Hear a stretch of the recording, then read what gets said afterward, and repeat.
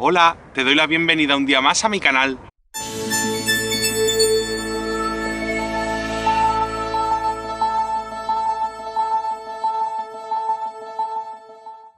Los pensamientos erróneos se llaman técnicamente distorsiones cognitivas. Etimológicamente, distorsión hace referencia a deformación y cognitiva tiene que ver con las cogniciones, con el conocimiento. Es decir, ideas, pensamientos, creencias que almacenamos de forma distorsionada, deformada o errónea. Son esquemas equivocados construidos a raíz de interpretar los hechos, de interpretar la realidad. Y como consecuencia provocan en nosotras y en nosotros alteraciones emocionales, conflictos con otras personas, así como sufrimiento o preocupación en general. ¿Y por qué son tan importantes como para dedicarle un vídeo? Pues porque, como vengo diciendo a través del blog, de las redes sociales o en otros vídeos como este, lo importante no son los hechos. Lo importante no son los hechos, los acontecimientos o lo que a mí me gusta llamar los eventos, porque los eventos siempre son neutros. Por lo tanto, no son lo importante, sino que lo importante es cómo nosotros y nosotras los interpretamos. Es decir, que ellos por sí mismos no desencadenan emociones en nosotros y en nosotras, sino que lo hacen la interpretación que hacemos de ellos. Como te he dicho, los eventos siempre son neutros, no tienen carga ni positiva ni negativa. Todo va a depender de cómo los percibimos y de cómo los interpretamos. Cualquier persona tiene distorsiones cognitivas, pero es cierto que cuando hay un problema, ya sea baja autoestima, depresión, ansiedad, etc., se suelen multiplicar estas distorsiones cognitivas, estos pensamientos erróneos. Por tanto, es de vital necesidad pararse a analizar la veracidad de esos pensamientos, de esas ideas, si esas creencias son reales o no, porque resulta muy costoso sufrir por causas irreales. ¿Pero qué ocurre? Que las distorsiones cognitivas, los pensamientos erróneos, suelen ser muy difíciles de detectar, porque se presentan normalmente de forma automática. Entonces, ¿cómo podemos identificarlas? No te preocupes, a ello se aprende. Y una pista es prestar atención a nuestros cambios emocionales y a las conductas o comportamientos que de ellos se derivan. Normalmente, tanto esos cambios emocionales como las conductas que de ellos se derivan suelen ser no deseados o desadaptativos. Es decir, cambios emocionales o conductas que nos provocan intranquilidad, desarmonía, que rompen nuestro equilibrio. Al poner la atención en esos cambios emocionales y en esos comportamientos, podemos descubrir que alrededor de ellos existen un montón de ideas que los provocan. Te puede ayudar mucho conocer y practicar el mindfulness, puesto que sus principios son aprender a estar presente en el momento presente, aquí y ahora, con atención y conciencia plenas, con atención plena. Si yo practico continuamente la autoobservación con atención plena y con amabilidad, por favor, sin juzgarnos, sin castigarnos por aquello que observemos o que nos demos cuenta, voy a tener más facilidad de identificar esos pensamientos distorsionados y esas creencias.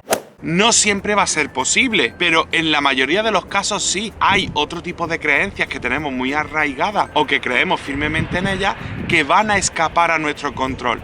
Eso es lo que me suele ocurrir en consulta, que a lo mejor estoy hablando con una paciente y suelta una frase que lleva mucho contenido. Por ejemplo, ayer durante la escuela de empoderamiento, una de las creencias que surgió fue: es que sé que no voy a sentirme a gusto cambiando. Claro, si tú piensas que no te vas a sentir a gusto cambiando, ¿qué vas a provocar? El bloqueo, el sabotaje de los cambios que quieras llevar a cabo. Te va a impedir instaurar hábitos nuevos, te va a impedir cambiar o sustituir otros antiguos por otros nuevos más saludables. Cuidado con ese tipo de frases.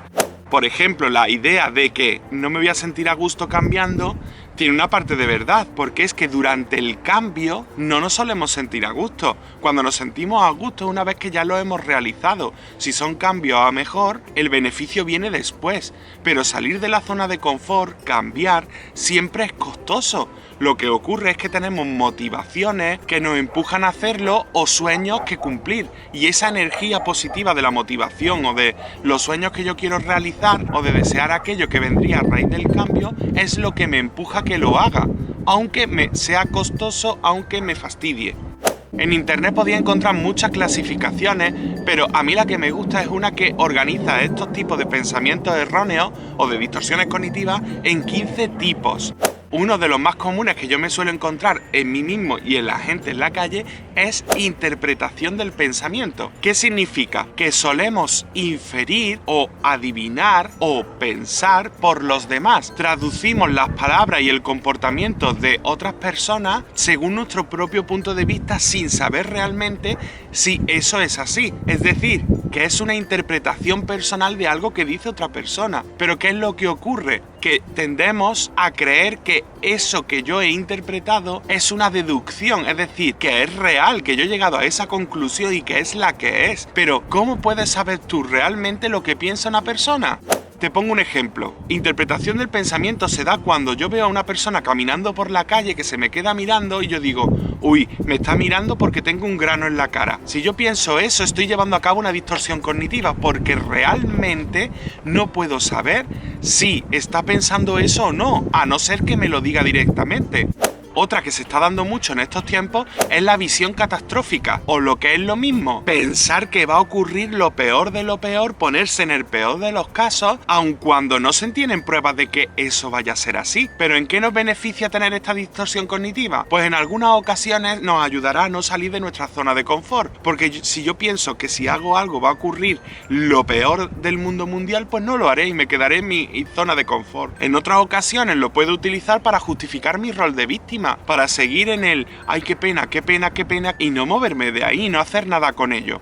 Otra que veo mucho cuando imparto talleres o en las consultas individuales es la culpabilidad. Referirse a los acontecimientos, a las situaciones, a las emociones o a lo que sea, siempre pensando en quién tiene la culpa, o me la he hecho a mí por mi culpa o se la ha hecho a otra persona por su culpa. Centrarlo todo en quién tiene la culpa. ¿Dónde está la distorsión aquí? Pues que se nos olvida asumir nuestra responsabilidad en lo que está ocurriendo y no asumir la responsabilidad que no nos pertenece o que pertenece a otras personas. De esto te hablo en una entrada del blog que escribí hace tiempo, que te dejo aquí en una tarjetita y puedes pinchar para ir a leerla, o también te lo dejo abajo en la cajita de descripción para que luego cuando termines de ver el vídeo puedas ir a consultar los materiales. Una distorsión cognitiva que nos bloquea mucho a la hora de cambiar es la falacia de recompensa divina. No te asustes con el nombre. Esta distorsión cognitiva se refiere a esperar que haya cambios sin que yo haga nada, es decir, que las cosas cambien por sí solas, o Dios proveerá, o el universo, o el destino, o cualquier cosa que no sea yo. Con frases del tipo, si Dios quiere, me curaré, o el día de mañana ya veremos si dejo de fumar o no, o cuando no tenga problemas pues ya haré eso, cualquier cosa de este tipo. Que ese tipo de distorsión cognitiva es muy incapacitante. No quiero extenderme en este vídeo explicándolas todas porque ya te he dicho que son 15, te he puesto algunas para que entiendas un poco a qué nos referimos y de qué va esto de las distorsiones cognitivas, pero sí que te dejo abajo en la cajita de descripción y aquí en una tarjetita una entrada del blog con materiales descargables, que ahí te lo explico todo clarito para que lo puedas ver si con el vídeo no lo has entendido al 100%, y además te dejo, por un lado, la clasificación de los 15 tipos de distorsiones cognitivas con su nombre, su explicación y algunas frases, no todas, algunas frases de ejemplo. No quiero que pienses que solo sean esas. Si en las frases de ejemplo, las palabras clave, no encuentras las que tienen que ver contigo, piensa en la descripción del tipo de distorsión cognitiva. Pero para ayudarte un poquito más a que las detectes, te dejo también para que te descargue gratuitamente una ficha de autorregistro, que ya lo venimos trabajando en el reto de Instagram Si Creo Puedo, que tiene 4 columnas, una para que identifiques la situación, lo que ocurre, otra para que identifiques lo que piensas, que ahí sería donde tenemos que detectar las distorsiones cognitivas, pero también te dejo 2 columnas más para que registres lo que sientes y lo que haces, para también ver cuáles de esos sentimientos y de esos comportamientos, de esas conductas, están mediados por lo que piensas, por esas distorsiones cognitivas. ¿Qué es lo ideal? Que cuanto más te trabajes la ficha de las 15 distorsiones cognitivas, más fácil te resultará detectarlas. Así que te invito a que hagas una lectura diaria para comprobar si las estás teniendo o no. Nos vemos la semana que viene. ¡Chao!